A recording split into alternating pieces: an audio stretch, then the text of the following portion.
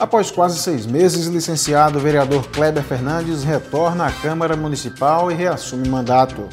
Comissão de Justiça da Casa aprova o retorno das sessões legislativas para o turno vespertino. Comissão de Cultura da Câmara define novas alterações no projeto de aprimoramento da Lei de Djalma Maranhão. E ainda, vereadores de São Paulo do Potengi concluem curso de modernização dos processos legislativos na Câmara de Natal. Essas e outras notícias agora no Câmara Repórter desta segunda-feira, 12 de novembro, está no ar.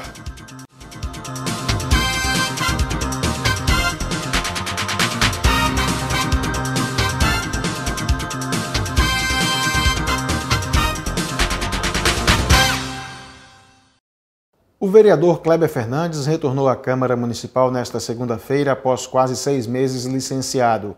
O parlamentar ficou afastado do Legislativo Municipal para exercer cargo de secretário do Poder Executivo. O retorno do vereador Kleber Fernandes foi anunciado na edição de sexta-feira do Diário Oficial do Município. Nesta segunda, na Sala da Presidência, o parlamentar participou de um ato solene para reassumir o cargo de vereador. Nós cumprimos o nosso papel, a nossa missão na Secretaria Municipal de Governo, demos a nossa contribuição à Prefeitura Municipal de Natal e ao povo natalense.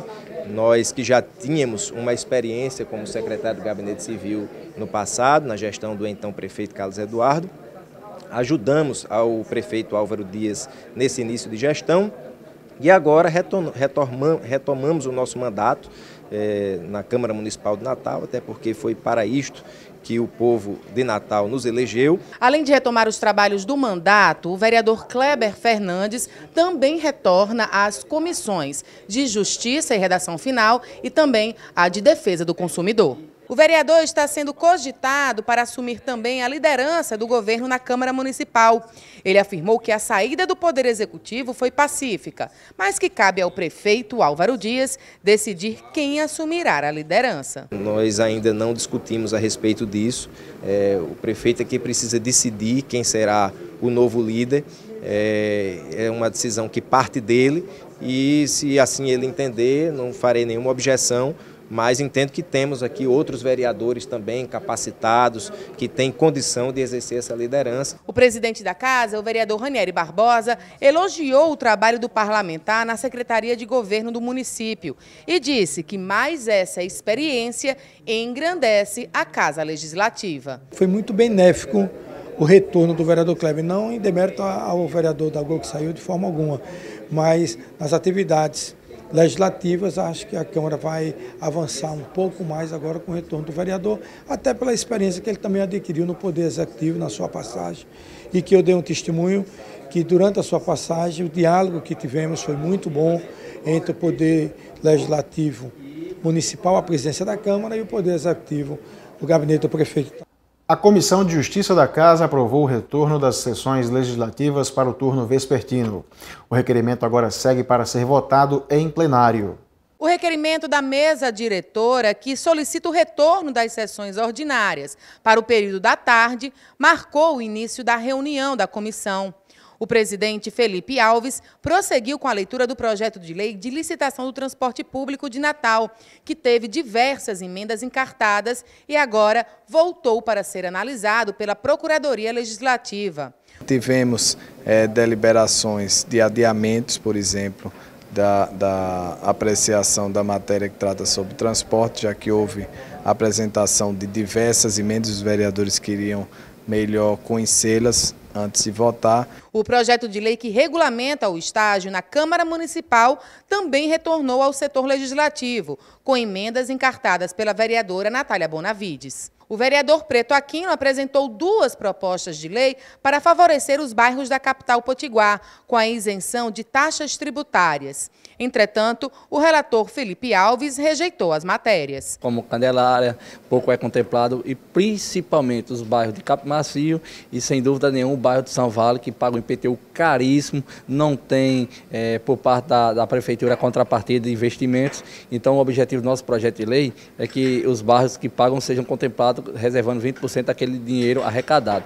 Eu sei que esse tema aqui, de certa forma, não é da competência do vereador, mas vai provocar, mesmo não sendo a aprovado nosso projeto de lei, vai provocar o tema, vai trazer para casa a responsabilidade que assim o prefeito, através das secretarias horas ligadas e citadas, possam encontrar uma solução para contemplar os bairros que pagam muito caro as taxas dentro da nossa cidade, porque eles querem ver investimento através de obras, isso que não está sendo feito. A Comissão de Cultura se reuniu na manhã desta segunda-feira e definiu a alteração de itens no projeto de aprimoramento da Lei de Djalma Maranhão. O novo projeto nasceu a partir de uma iniciativa da Comissão de Cultura para a realização de audiências públicas com a finalidade de discutir com agentes culturais e a Secretaria Municipal de Cultura cada item da Lei de Djalma Maranhão. O objetivo do documento é garantir uma maior inserção dos produtores nos projetos. Nós construímos um documento de alteração da Lei de Djalma Maranhão. Para que vai servir essa alteração? Para flexibilizar e fazer com que haja uma inserção maior da classe cultural dentro dos projetos que eles apresentam todos os anos. A Procuradoria Legislativa Municipal foi solicitada para assessorar a Comissão de Cultura na minuta da redação. Das 13 propostas apresentadas pela Comissão de Cultura, 9 foram inseridas consensualmente no projeto de aprimoramento da Lei de Djalma Maranhão. De 13 propostas, 9 foram realmente consensuais. E as outras não foi nenhuma diferença, nenhuma divergência, e sim ajustes jurídicos. Eu acho que é um sucesso, é um encontro bem sucedido, de propostas que vão aperfeiçoar a lei e vão beneficiar realmente quem faz uso dela. Anteriormente, a lei definia como 40% o percentual para que o gestor, o empreendedor, pudesse movimentar a conta bancária referente ao programa Djalma Maranhão. Agora esse valor tem uma proposta de redução para 20%, que seria viabilizar mais o empreendedor, ter mais liberdade, vamos dizer assim, para movimentar esse dinheiro sem um percentual tão alto, de 40%, foi abaixado para 20%, como fruto do diálogo das realizações das audiências públicas. O diretor da Secretaria de Cultura acredita que todos sairão ganhando com as alterações firmadas. Achamos muito positivo isso tudo, porque permitiu que a gente também observasse junto às instâncias que participam do processo de gestão também da lei, a comissão normativa, os setores de controle, de fiscalização, no caso a Control, eles pudessem vir aqui à Casa Legislativa, discutir cada ponto dessa lei e chegar a um consenso. Importante reunião hoje para darmos entrada no setor legislativo, da formalidade legislativa para esse projeto ser apreciado nas comissões e vir para o plenário para aprovação por parte dos vereadores. E a Comissão de Saúde da Casa também se reuniu nesta segunda-feira. Na ocasião, 4 projetos foram distribuídos. O vereador Franklin Capistrano presidiu a reunião da Comissão de Saúde e avocou 2 dos 4 projetos designados. Um autoriza o município a disponibilizar álcool gel 70% nas escolas. O outro institui um programa de orientação com palestras em academias sobre os perigos no uso de anabolizantes. Projetos para relatar foram designados os relatores, são 4 projetos que tem, e já foram designados. E também, além disso, nós tínhamos que hoje também fazer a leitura do relatório, que não foi feito por falta de quórum. Na reunião, ficou definido o calendário de visitas da próxima semana. 4 unidades de saúde da Zona Sul vão receber a comissão. Nós iremos presenciar os problemas existentes de cada unidade.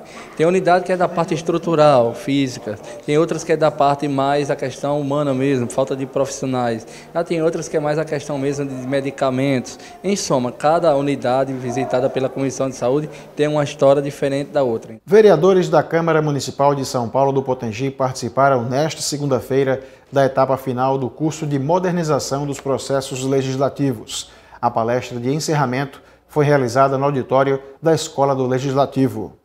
Ao longo do ano, a FECAM, Federação das Câmaras Municipais do Rio Grande do Norte, realizou uma série de cursos de preparação e modernização das câmaras municipais do interior do estado. A Câmara de Natal, filiada à federação, abriu as portas da Escola do Legislativo para receber vereadores e assessores da Câmara de São Paulo do Potengi. A ação é a última etapa do curso de informatização do processo legislativo. Agora estão fazendo um estágio final na Câmara Municipal de Natal, desde o sistema de apoio ao processo legislativo, tanto ao funcionamento individualizado de cada parlamentar e aos serviços legislativos na sua forma operacional e funcional, para que eles possam realmente servir melhor a população do seu município. A gente está concluindo a nossa última fase de capacitação, de atualização, de formação, tendo em vista que a gente implantou o sistema, informatizou o processo legislativo lá da Câmara. Uma ação incentivada pela FECAM, pela Federação das Câmaras do Rio Grande do Norte. A gente está sendo, assim, junto com a Câmara de Natal, pioneiro na informatização do processo legislativo. E a gente veio aqui conhecer um pouco da experiência que já se tem aqui em Natal e está levando também isso para o interior do Rio Grande do Norte.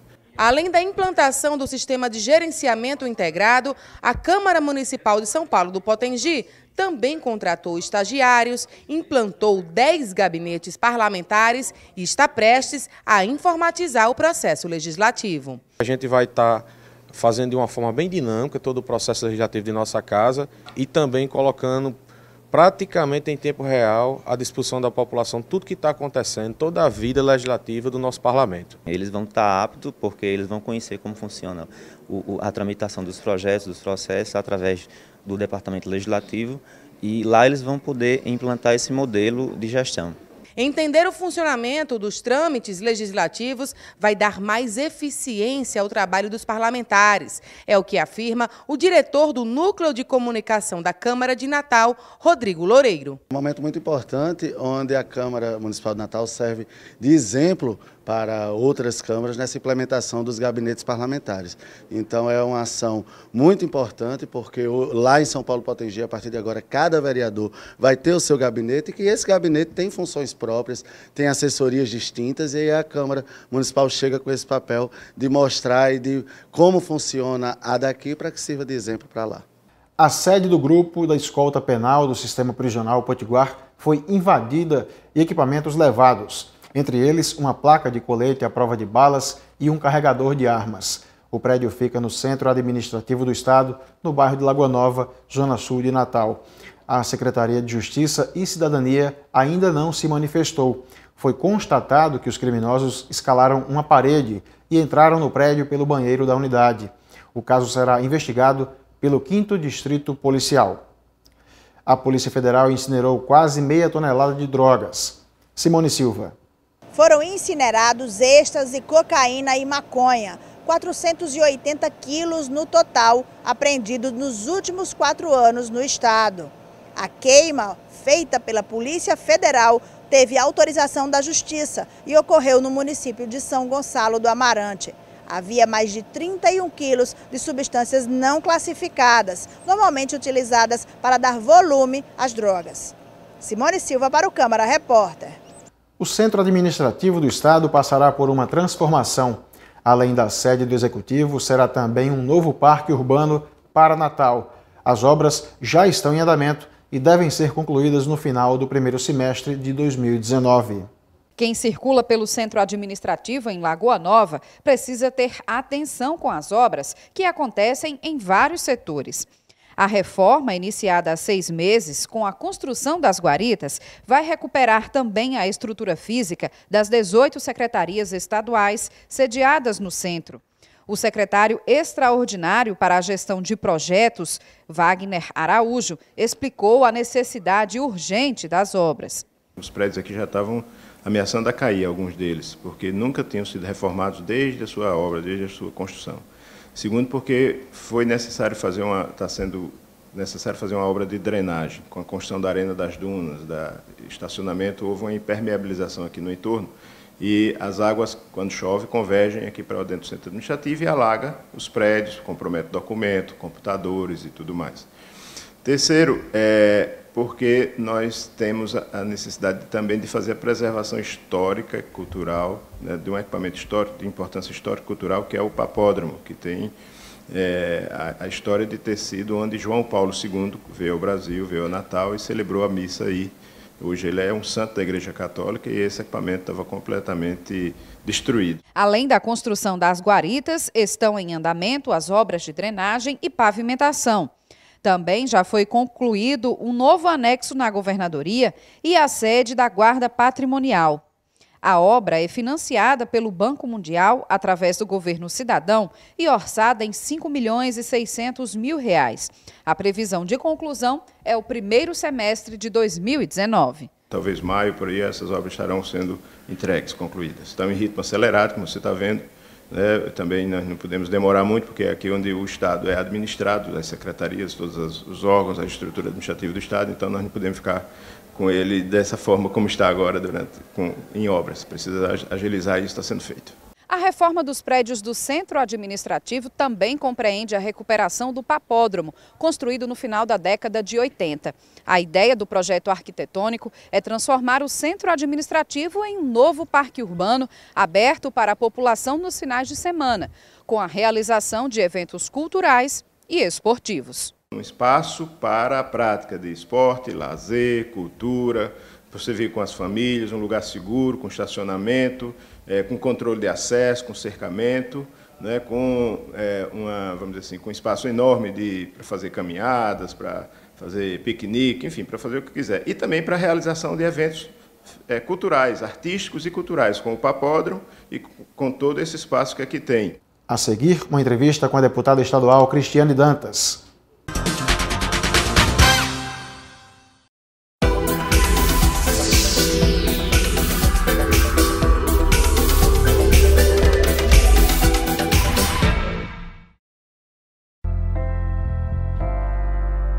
Eu espero voltar para minha casa.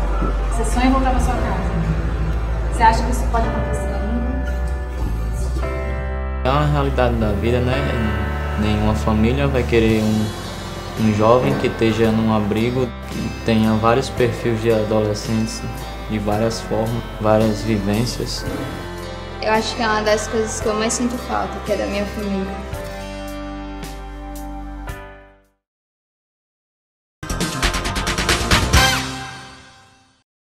Voltamos com o Câmara Repórter, que entrevista hoje a deputada estadual Cristiane Dantas, do PPL. Deputada, obrigado pela sua presença aqui no Câmara Repórter de hoje. Vamos, antes de começar a falar sobre os trabalhos legislativos lá na Assembleia, falar um pouco sobre política. Sim. A senhora foi a única, aliás, deputada com mandato que se reelegeu para a próxima legislatura e já se fala em uma mudança de partido. A senhora se reelegeu pelo PPL, mas o partido não atingiu a cláusula de barreira e aí provavelmente vai deixar de existir. Já existe uma próxima legenda como alvo? Isso. Nós recebemos o convite do presidente do Solidariedade, o deputado Kelps Lima, e estamos viabilizando essa saída do PPL, né? Já que não atingiu a cláusula de barreira, o PPL deve se fundir com o PCdoB. Então tem essa possibilidade aí de estarmos participando aí da bancada junto com o deputado Kelps Lima no Solidariedade. Ainda não está prego batido, ponta virada, mas está bem encaminhado. Está encaminhado até porque eu ainda não me desliguei, né? Não me desliguei do PPL e até porque ainda não houve essa decisão nacional. Né? Dessa fusão, então vamos aguardar. Com a ida da senhora, possível ida da senhora ao Solidariedade, o partido torna-se uma bancada com 3 membros. Isso. E aí tem direito a voz e voto na bancada de líderes. Até porque hoje só os partidos que têm 3 membros ou quando os partidos fundem-se em grupos. Isso. Passa a ser a segunda maior bancada na Assembleia Legislativa. Então, com certeza, tem um peso, uma voz maior, né, dentro das votações e dentro das comissões.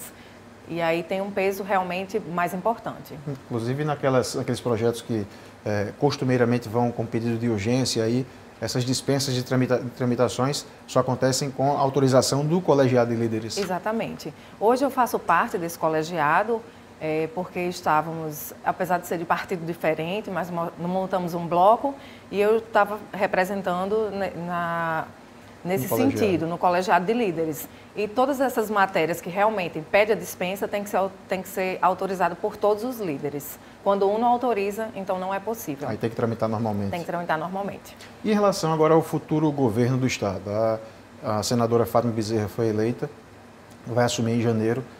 Qual será a postura da deputada Cristiane Dantas em relação ao governo? Já tem muitos deputados que já se colocaram como de governo, outros como de oposição. A senhora?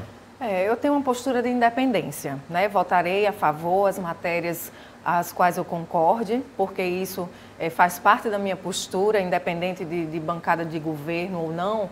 Eu vou me manter, né, na postura de independência e de neutralidade e votando de acordo com a minha consciência e com as necessidades do Estado do Rio Grande do Norte. Nós sabemos que vai ser um mandato muito difícil com relação ao governo do Estado, porque tem que ser tomadas medidas difíceis, medidas drásticas, duras, tem que ser enviado proposições para a Assembleia para que se mude realmente a realidade de muitas coisas que estão acontecendo aqui no nosso Estado, né? Que sejam feitos investimentos, e para isso a gente sabe que as finanças do Estado estão com um déficit muito alto, muito grande. Então, acho que vai ser a maior dificuldade da governadora de colocar essas contas em dia, o salário dos servidores, né? Porque já está com 2 meses em aberto, ainda com alguns servidores sem receber o 13º de 2017.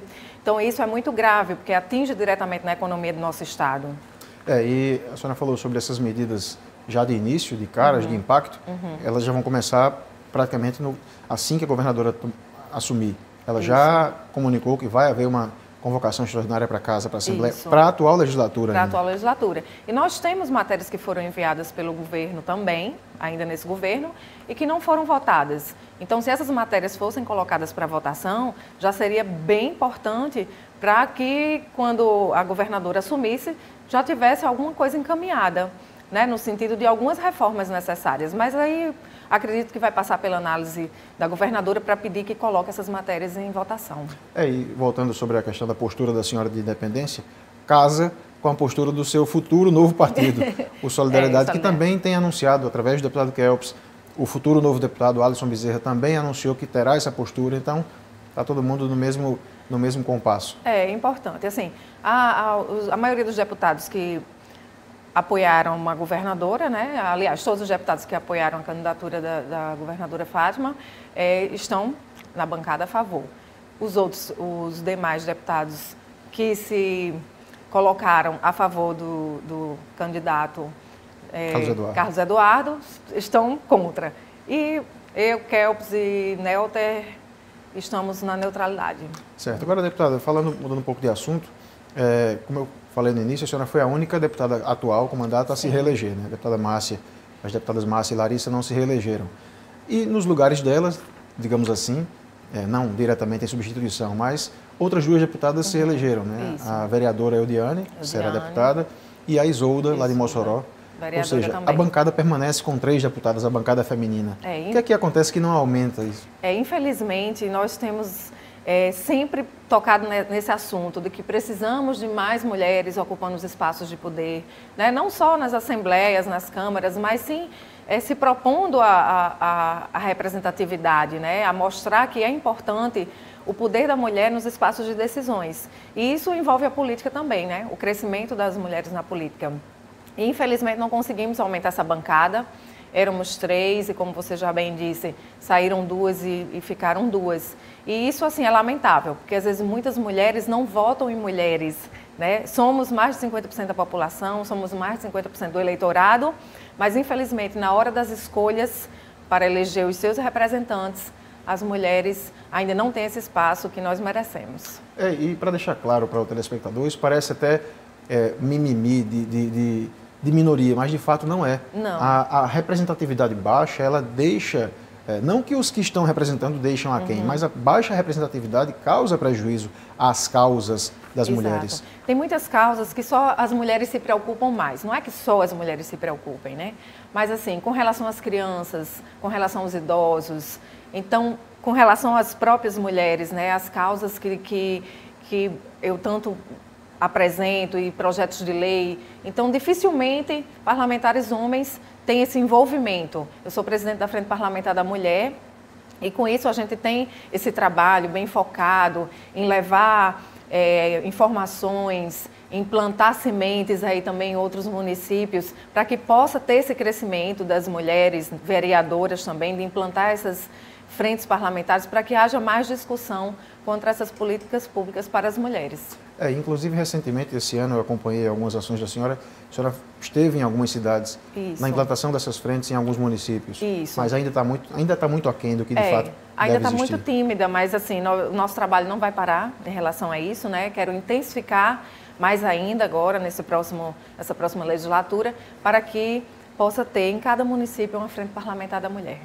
Além desse ponto, um outro projeto que a senhora teve destaque nessa atual legislatura foi aquele projeto em relação ao acompanhamento das denúncias ou das mulheres que já foram vítimas de agressões, porque muitas vezes havia denúncia, a mulher, ou às vezes o caso era finalizado, mas aí a mulher ficava meio que abandonada em relação àquele caso, aquela situação. A Patrulha Maria da Penha. A Patrulha Maria da Penha, ela visa a fiscalização das mulheres que têm a medida protetiva, porque já é um grande passo procurar ajuda, né, fazer o boletim de ocorrência. E a mulher, na hora que pede essa medida protetiva, ou que a delegada vê que há essa necessidade, né, com a concordância da vítima, é uma urgência. Então, para que isso seja acompanhado, precisa dessa Patrulha Maria da Penha dando esse suporte, né? Sabendo se aquele agressor está mantendo realmente aquela distância, que não está ameaçando aquela vítima. Duas perguntas para a gente finalizar, deputada.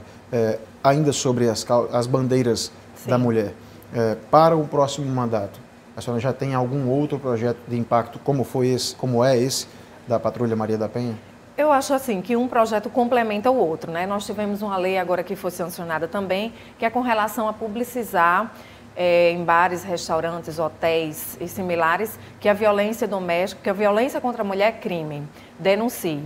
Então, assim, impacta também em que todas as pessoas são responsáveis por isso. Se você presenciar, não é aquela história de briga de marido e mulher, de namorado, ninguém mete a colher, não. Tem que se meter, tem que denunciar. Se você presencia, se é algum vizinho, algum parente, tem que procurar ajudar, tem que denunciar. Nem se fala, né? Em local público, principalmente, né, também. E aí vem outros projetos de lei também, que já estão sendo apresentados nas comissões, mas que com certeza são tão importantes quanto, porque um vai complementando a ação do outro. E para a gente finalizar, voltando agora à atuação de uma forma geral na casa, o orçamento será votado nos próximos dias, até o dia 15, 18 de dezembro, se não me engano. E aí o relator será o deputado Fernando Mineiro, que é um deputado que foi eleito.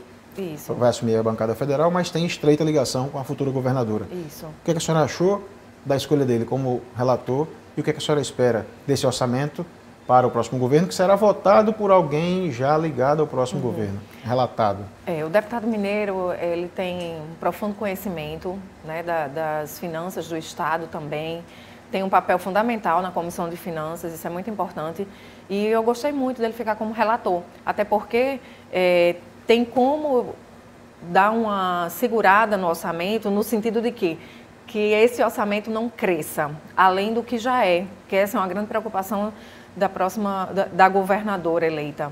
Porque com um orçamento maior vai ficar cada vez mais difícil enxugar as contas que precisam ser, as decisões que precisam ser feitas, né, com relação a finanças. Verdade. Então isso é importante que o relator tenha, já enxugue isso para que seja votado por todos os deputados, né, para que não haja esse crescimento dentro desse orçamento. Ele já esteja mais ou menos alinhado com o que pensa a futura gestora. Já esteja alinhado e que todos os parlamentares realmente concordem com isso, né? Porque no intuito de muitas vezes querer remanejar, de querer aumentar recursos em algumas áreas, a gente sabe que nesse momento é muito difícil isso acontecer. Ok, deputada Cristiane Dantas, deputada pelo PPL, reeleita para os próximos mais 4 anos na Assembleia Legislativa. Muito obrigado pela sua presença aqui no Câmara Repórter. Eu que agradeço. E por hoje, ficamos por aqui. Para todos, até a próxima.